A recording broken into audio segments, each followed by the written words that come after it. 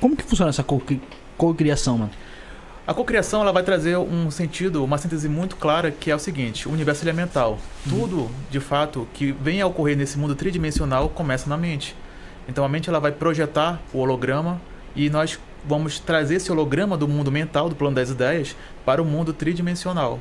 Qual é o ponto que vai transformar o holograma mental no produto físico em si? A realidade física vai ser a emoção.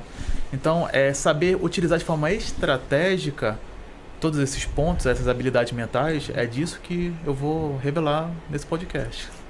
De forma mais profunda. Acompanhar até o fim vai ter grandes revelações. A chave. Com certeza. É interessante você falar de cocriação, de você... Porque eu ando muito pensativo. Eu acho que a gente tem que... Por mais das dificuldades que a gente esteja passando na vida, a gente tem que pensar positivo e demonstrar que você tá de uma forma positiva, mesmo que você esteja mal por dentro, tá ligado? Sim. Pra você atrair aquilo pra você, atrair coisas boas. Eu não sei se entra numa parte de uma cocriação isso. Não, biologicamente falando, quando você tem pensamentos positivos, você vai ativar genes do seu DNA que vão liberar componentes químicos que vão te tornar alguém muito melhor. Quando você tem pensamentos negativos, você vai ativar a pior parte do seu DNA, que vai desencadear doenças e tudo mais. É o que se chama de epigenética. Então, pensamentos positivos ou pensamentos negativos com certeza vão influenciar no corpo. Ele não sabe diferenciar o que é real e o que é imaginação. Tive um pensamento negativo, tive aquela emoção, meu corpo ele acha que está acontecendo agora. Pode ser uma lembrança do passado. Mas também funciona se eu pensar algo do futuro, uma memória do futuro. Meu corpo também vai adaptar como se fosse realidade. Então, saber controlar a mente nesse ponto, as emoções, é isso que vai, de fato, te dar o poder de você criar a sua realidade, conscientemente. Porque é muito difícil, mano, a gente controlar a nossa mente. A gente se auto-sabota muito. Sim. A gente se coloca sempre na posição de... tô triste. Mas você só é triste porque você quer. Às vezes... mas tem algum fato que acontece e outras pessoas me deixam triste ou me deixam mal. Mas é que você permite essas pessoas. Você não coloca um limite nessas pessoas pra não te atingir desse jeito. Isso é um treino. Foi por isso que eu pude dizer que o mago me ajudou muito nesse ponto, entende? Que tem algumas técnicas que você consegue, de fato, ter o controle das suas emoções. E um dos pontos em si que eu vi que foi muito essencial, você controlar, você aumentar a força da sua consciência, é a castidade. O mago vai falar disso mais pra frente. Mas esse modo em si, você começa de fato a ter o controle sobre si mesmo. Entre outras práticas, tem o jejum, enfim. Mas o controle, de fato, é algo que você pode alcançar mediante treino, mediante o esforço ali. Observe o seguinte, o corpo humano, né? O que constitui o ser humano? Um corpo, uma mente. Mas, para nós, o que de fato somos é a nossa história, as nossas emoções, os nossos pensamentos.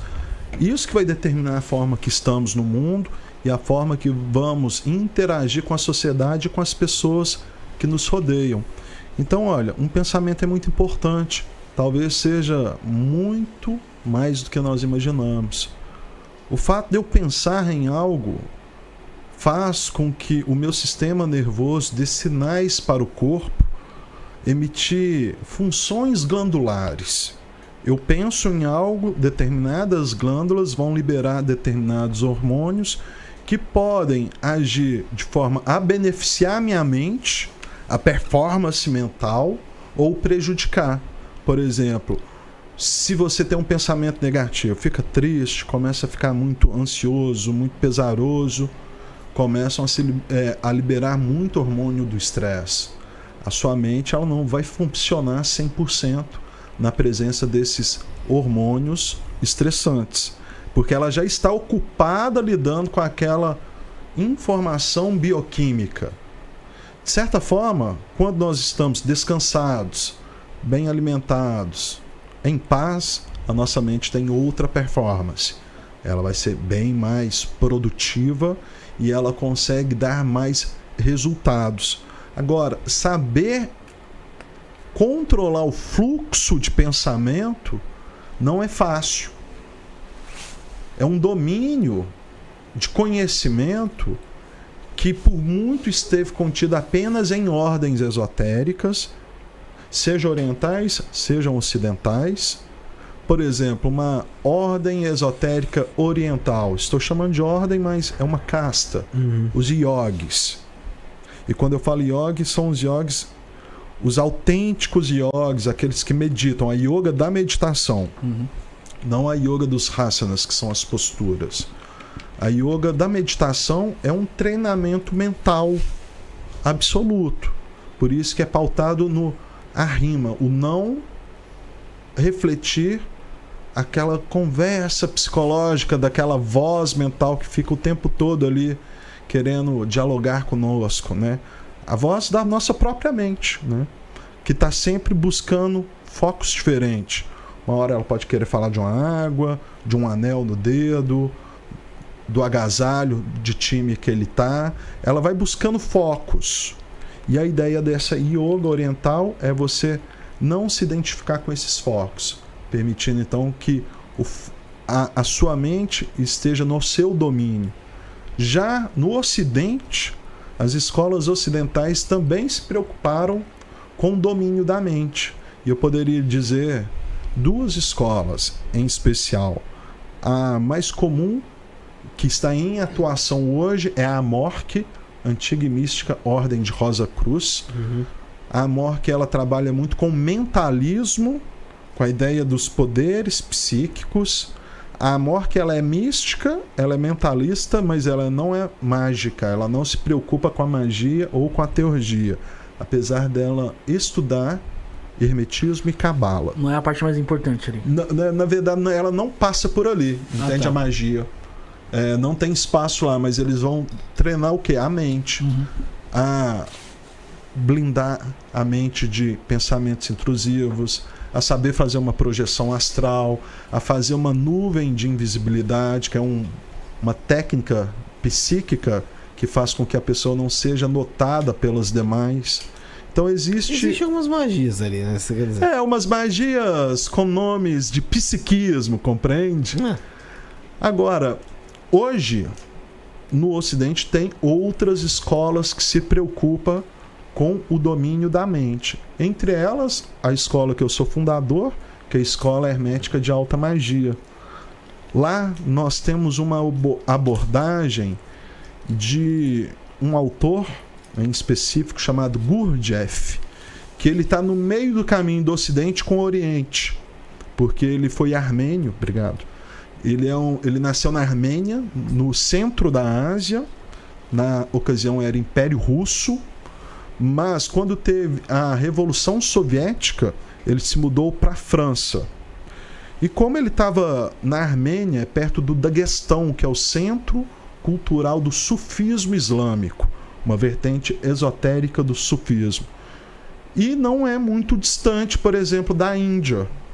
Então ele percorreu todos esses caminhos e veio para o Ocidente e transmitiu os conhecimentos dele, sobretudo de forma oral.